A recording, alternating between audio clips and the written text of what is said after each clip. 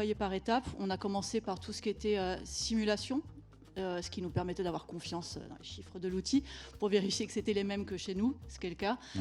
Donc ça, c'est la première étape et qui a fait que, voilà, on a pu passer à l'étape d'après et que tout Franprix adhérait au projet. La mise en œuvre, la gouvernance. Okay. Le deuxième point, ça a été d'implémenter nos règles. Voilà, et de créer nos premières simulations et de déployer nos premiers portefeuilles.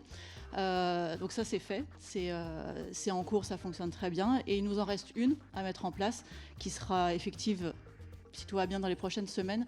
C'est le gros point fort de Pricing Hub, c'est toute la partie élasticité prix.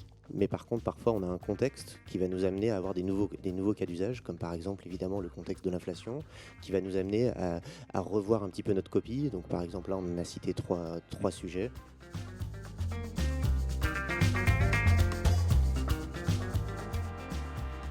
Donc, le premier, c'était la mise à jour des prix d'achat. On a été face à une problématique ces derniers mois, enfin sur la dernière année. C'est que contrairement à des années classiques, on n'a pas eu un round de négo avec nos fournisseurs, mais ça a été constant, tous les mois, toutes les semaines. Et donc on a eu une multiplication des mises à jour de nos prix d'achat qu'on ne savait pas gérer nous en interne, avec souvent des contrats qui étaient signés post-date d'application du prix d'achat.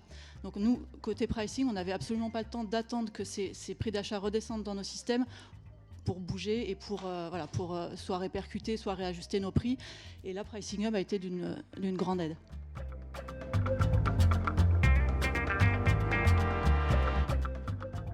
Côté Pricing Hub, on peut implémenter tous les jours, si on veut, nos données concurrentielles, ce qui nous permet d'être hyper réactifs et d'ajuster presque du jour pour le jour nos prix en fonction de la concurrence.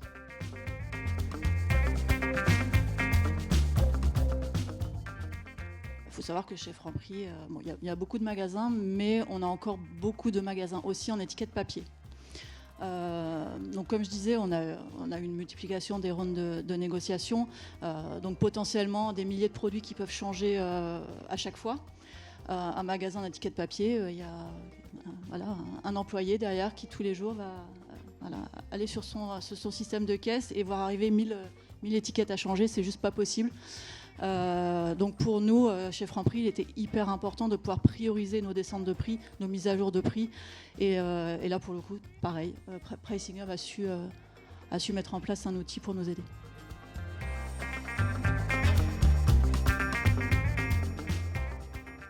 La clé de la réussite, ça a été la gestion la définition des grands objectifs par étape. Je dirais que c'est ça qui a été la clé de ce critère-là.